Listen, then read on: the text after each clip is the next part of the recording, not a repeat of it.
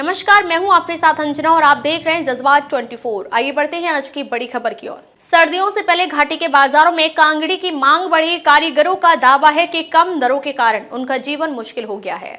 कश्मीर घाटी में सर्दियों से पहले स्थानीय बाजारों में कांगड़ी की मांग बढ़ गई है। सैकड़ों कारीगर प्रतिदिन पारंपरिक कांगड़ी बनाने में व्यस्त हैं। कई का दावा है कि अब इलेक्ट्रिक उपकरण अधिक पसंद किए जा रहे हैं।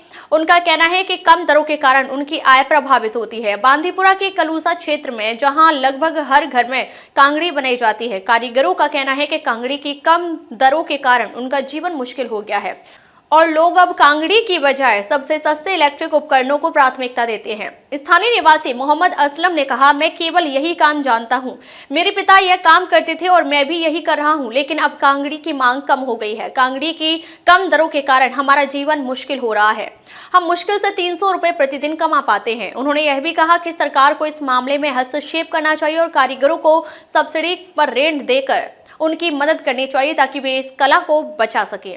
एक अन्य स्थानीय निवासी ने बताया कि गर्मियों में काम न होने पर वे मुख्य डीलरों से कम दरों पर अग्रिम भुगतान उधार लेते थे, जिसके बदले में वे अगस्त से फरवरी तक कांगड़ी बनाते हैं। उन्होंने कहा, अधिकांश लाभ डीलरों को ही मिलता है, हमारे पास कोई दूसरा विकल्प नहीं था।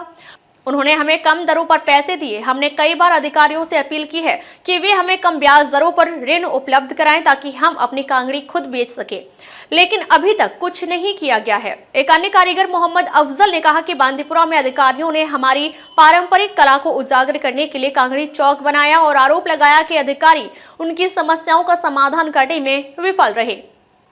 हमें उम्मीद है कि चुनी हुई सरकार कारीगरों की मदद करने के लिए कदम उठाएगी, क्योंकि हम इस कला से जाने जाते हैं ताकि इस कला को जीवित रखा जा सके।